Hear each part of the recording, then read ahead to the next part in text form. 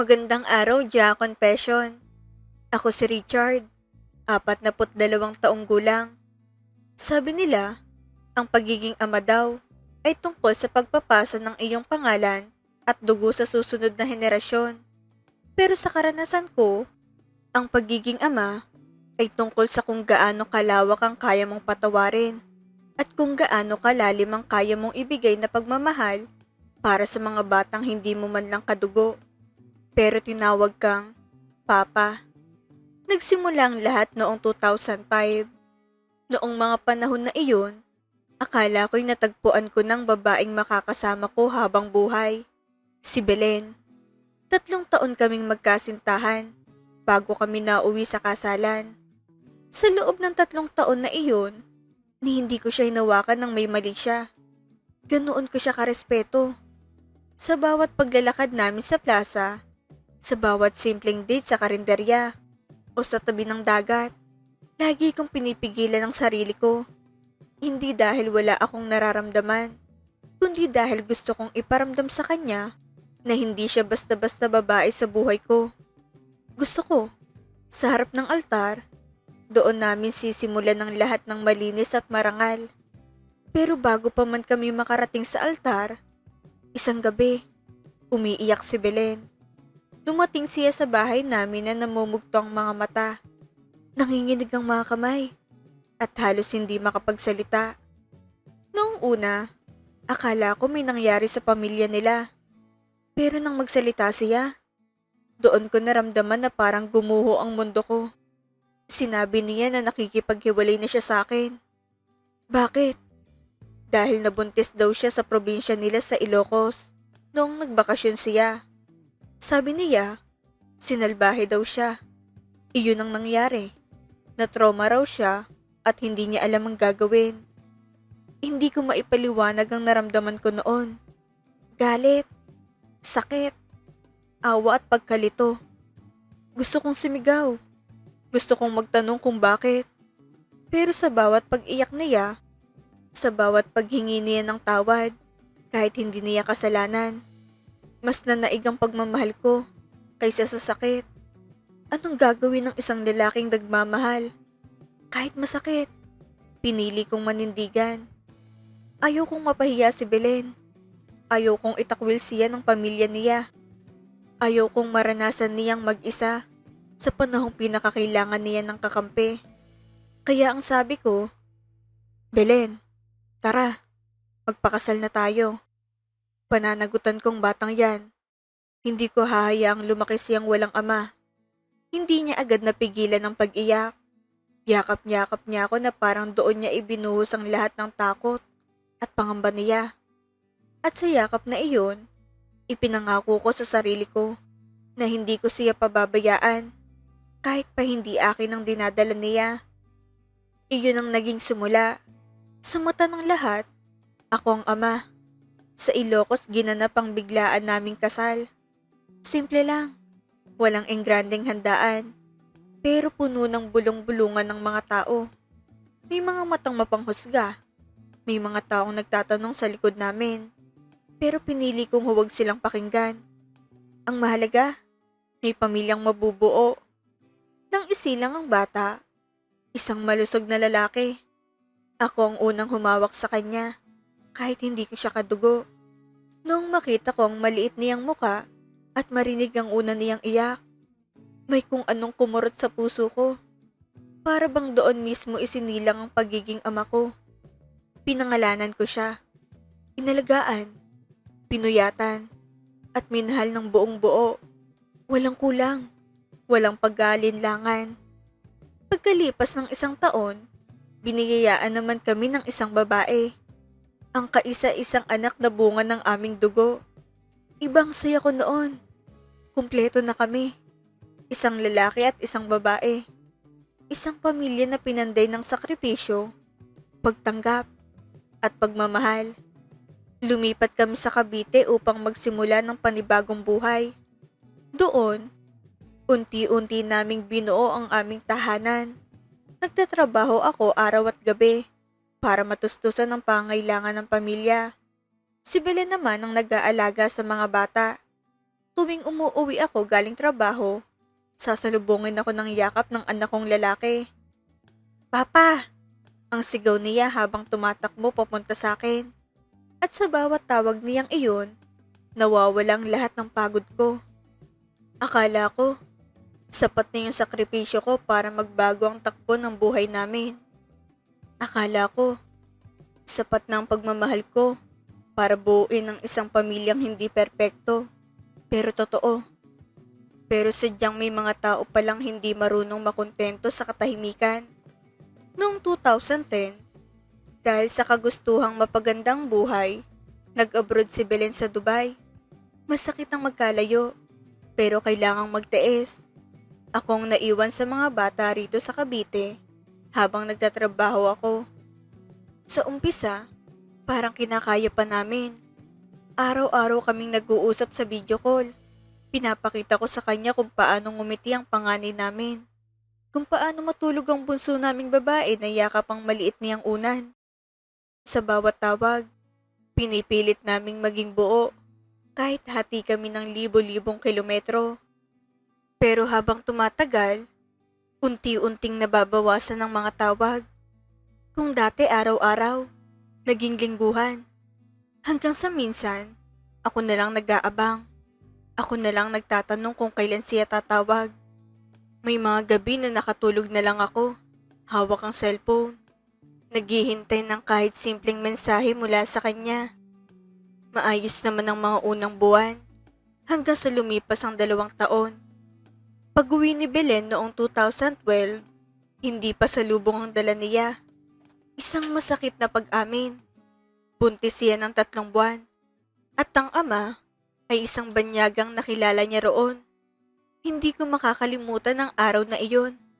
Nakaupo ako sa sala habang hawak ang resibo ng mga bayarin. Iniisip kung paano ko papagkakasyahin ang sahod ko. Pagpasok niya, akala ko yayakapin niya ako. Akala ko magiging masayang muling pagkikita namin. Pero iba ang nangyari. Napaupo ako sa tindi ng sakit. Parang may humawak sa dibdib ko at pinisilito ng napakalakas. Hindi ako makapagsalita agad. Tinitigan ko lang siya. Hinahanap sa mga mata niya ang babaeng minahal ko. Belen, kulang pa ba? Yan ang tanging naitanong ko. Humingi siya ng tawad. Lumuhod. Umiyak. Halos yakapin niya ang mga paa ko habang nagsusumamo. Sabi niya, balungkot daw sa ibang bansa. Na out of place daw siya. Walang kausap, walang karamay, at sa kahinaan niya, nagkamali siya. Hindi ko alam kung alin ang mas masakit, ang ginawa niya o ang katotohanan kahit ganoon, mahal ko pa rin siya. Dahil sa takot ko na mawasak ang pamilya namin at dahil mahal ko ang mga bata, pinatawad ko siya. Inisip ko, baka nga dala ng lungkot. Na baka kung bibigyan ko pa siya ng isa pang pagkakataon, maibabalik namin ang dati. Tinanggap ko yung baby. Kahit bawat sulyap ko sa tiyan niya, ay paalala ng pagkukulang ko bilang asawa. Nang ipinanganak ang bata, hindi ko rin napigilan ang sarili ko. Napakagwapo ng bata, dugong dayuhan, maputi, matangos ang ilong, at may kakaibang kulay ang mata. Nang hawakan ko siya, naramdaman ko ulit yung parehong pakiramdam noong una akong naging ama. Kahit hindi ko siya kadugo, bata pa rin siya na nangangailangan ng pagmamahal. Naririnig ko ang bulungan ng mga kapitbahay. Sa tuwing lalabas ako, may mga matang sumusunod sa akin. May mga usapan na akala nila hindi ko maririnig. Richard, bulag ka ba? Halatang hindi sa'yo yan eh. Pinikit ko ang mga mata ko. Bingi-bingihan ako. Mas pinili kong pakinggan ang tawag ng mga bata sa akin na papa kaysa sa mga salitang unti-unting sumisira sa pagkatao ko. Ang mahalaga, sa akin nakatirang bata, akong nagpapakain. Ako ang papa niya. Ngunit noong 2015, muling umalis si Belen. Sa Hong Kong naman siya napunta. Hindi pa man ako tuluyang nakakabangon sa sakit ng nakaraan. Panibagong pagsubok na naman ang dumating. 3 buwan pa lang ang baby noon. Iniwan na niya sa akin. Isang gabi, habang tulog ang mga bata, tahimik niyang sinabi na kailangan na naman niyang umalis. Wala na akong nagawa. Ang nanay ko ang tumulong sa akin na mag-alaga, habang ako ay nagtatrabaho. Siyang nagtitimpla ng gatas. Siyang nagpapatulog sa mga bata kapag hindi ko na kaya sa pagod. May mga araw na halos hindi na ako makakain sa tamang oras. Umaga, trabaho. Gabi, pagiging ama. Walang pahinga, walang reklamo. Dahil sa tuwing makikita ko ang mga bata na mahimbing ang tulog, alam kong sulit ang lahat. Pagbalik niya makalipas ang ilang buwan, eto na naman tayo. Buntis na naman siya. Parang paulit-ulit na bangungot na hindi ako magising. Sabi niya, sinalbahe raw siya ng among Chino. Pero pansin ko, habang lumalaki ang tiyan niya, wala man lang bakas ng pait o galit sa mukha niya. Walang takot, walang trauma. Sa halip, madalas ko siyang nakikitang nakangiti habang may kausap sa telepono. Minsan, naririnig ko pang boses sa kabilang linya. Lalaki, nagsasalita ng Chinese. Sa bawat gabing maririnig ko iyon, pakiramdam ko, unti-unti akong pinapatay. Masakit isipin na pinagtataksilan ka na sa harap-harapan mo. Pero tiniis ko pa rin. Pinili kong lunukin ang lahat ng pride ko. Lahat ng sakit ko. Dahil sa isang dahilan. Ang mga bata. Pinanganak yung bunso. Maputi. Singkit. Talagang Chinong itsura. Noong una ko siyang kargahin, nanginginig ang mga kamay ko. Hindi dahil sa ayaw ko, kundi dahil hindi ko na alam kung saan ako lulugar. Pero nang umiyak siya at kumapit sa daliri ko, doon ko na naman naramdaman. Isa na naman itong batang walang kasalanan sa mundo. Sabi ng iba, Richard, pinapatungan ka na ng dumi sa ulo ng asawa mo. Sa bawat salitang iyon, parang may kutsilyong bumabaon sa puso ko. Pero hindi ako sumagot. Hindi ako lumaban. Hindi ako umalis. Pero tiniis ko ang lahat dahil mahal ko ang mga bata. Ayaw kong lumaki silang wasak ang pamilya. Para masigurong hindi na siya lalayo, ako naman sumubok mag-abroad noong 2016.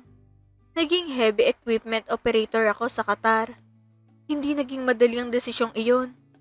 Unang beses kong iiwan ang mga anak ko ng matagal. Pero inisip ko, baka kung ako nang lalayo at siyang mananatili sa bahay, mas mapapangalagaan niyang pamilya namin. Baka ito na ang paraan para hindi na siya muling maghanap ng iba. Sa Qatar, ibang mundong sumalubong sa akin.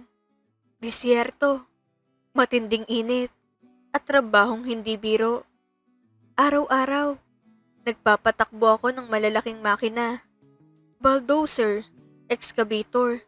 Sa ilalim ng araw na parang kayang tunawin ng balat ko, may mga pagkakataon na halos hindi ko na maramdaman ang katawan ko sa pagod.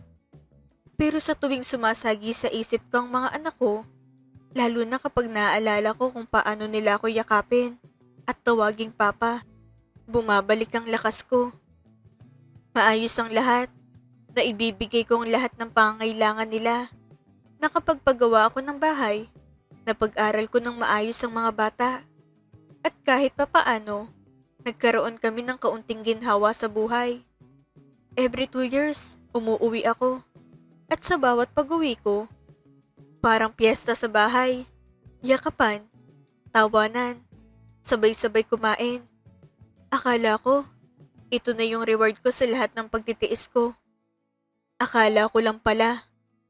Hanggang sa dumating ang May 2023, umuwi ang katrabaho ko sa Qatar na si Rico. Magkatrabaho kami sa parehong site, magkasama sa hirap, sa init, at sa pagod. Pinagkakatiwalaan ko siya. Kaya bago siya umuwi, pinadalhan ko pa siya ng mga pasalubong. Chocolate, pabango, mga laruan para sa mga bata. Pinakiusapan ko pa siyang ihatid iyon sa pamilya ko sa Cavite dahil malapit lang bahay nila sa amin. Hindi ko alam.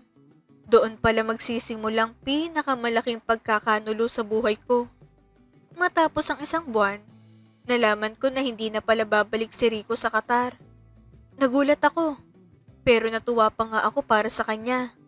Sabi nila, magbi-business na lang daw siya kasama ang misis niya. Inisip ko, swerte niya. Nakahanap siya ng paraan para makauwi na at makasamang pamilya niya. Noong September, may nag-add sa akin sa Facebook. Isang babae. Hindi ko siya kilala. Pero dahil nakalagay sa profile picture niya ang isang pamilya kasama si Rico, naisip ko na baka kamag-anak niya o kakilala.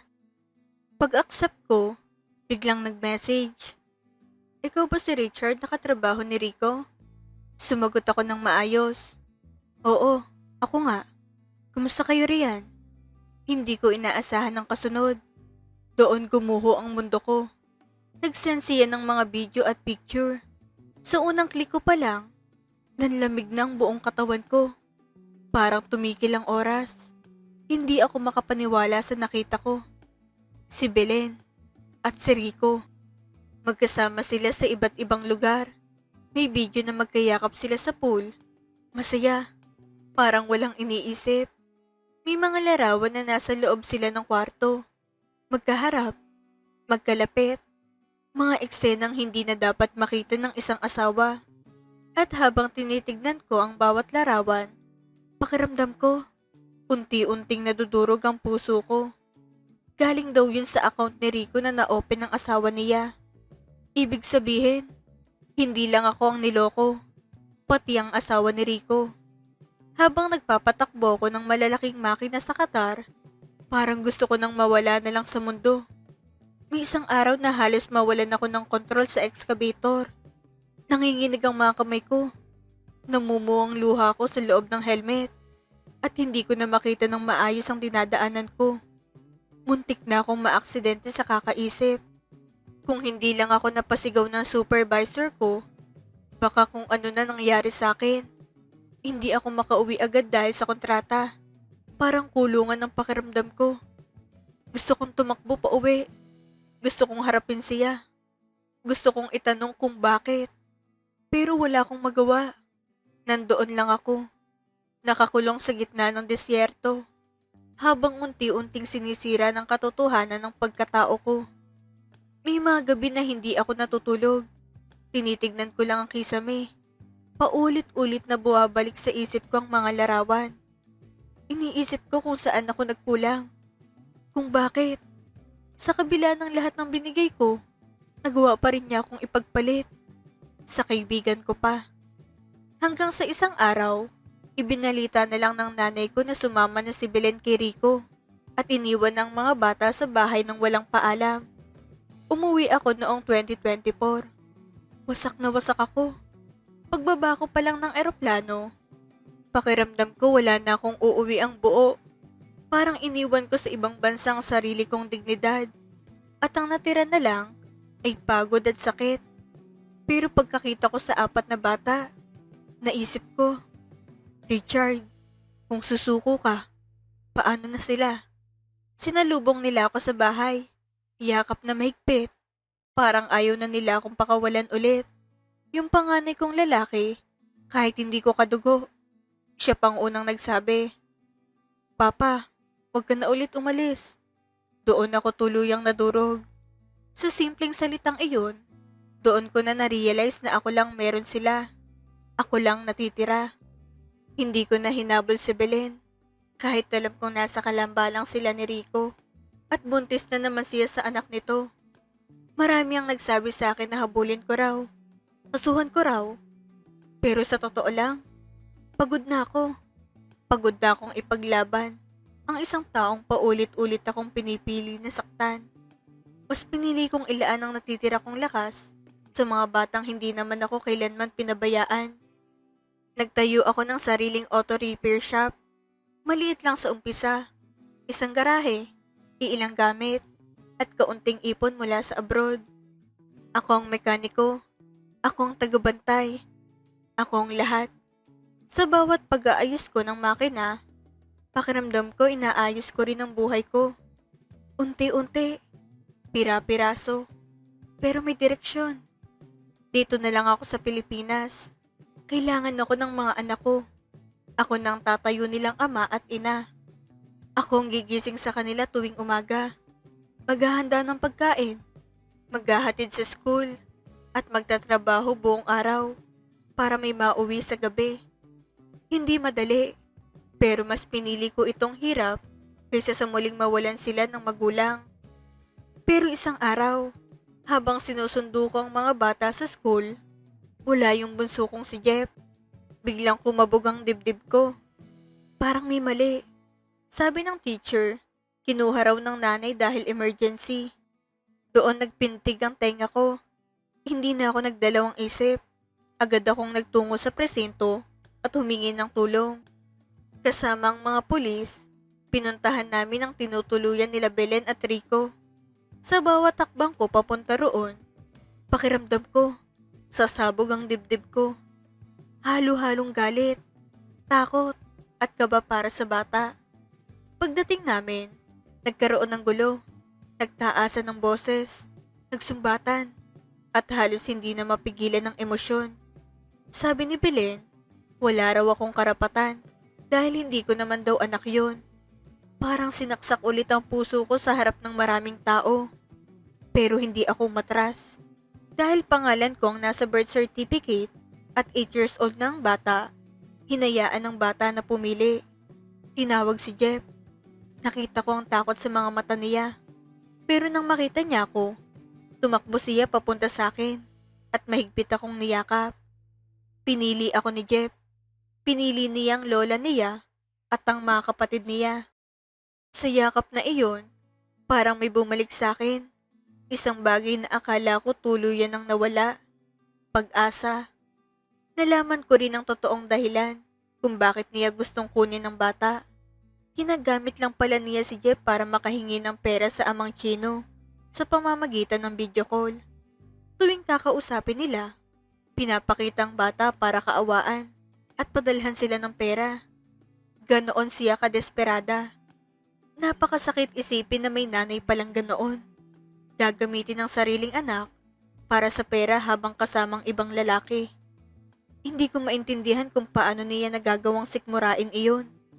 Pero doon ko lalo na unawaan na tamang desisyon kong piliin ang mga bata kaysa ipaglaban pa siya. Ngayon, narito ako. Mag-isa, pero masaya. Hindi man kumpleto sa paningin ng iba, pero buo sa puso ko. Kasama ko ang 4 kong anak, isang babae na kadugo ko, at 3 lalaki na bagamat hindi ko kadugo, ay hinding-hindi ko itatakwil. Sila ang dahilan kung bakit ako gumigising tuwing umaga at nagtatrabaho sa shop ko. Sa bawat pawis na pumapatak, alam kong para iyon sa kinabukasan nila. Sa gabi, kapag tahimik ng lahat at natutulog na sila, doon ko minsan naaalala ang lahat ng pinagdaanan ko.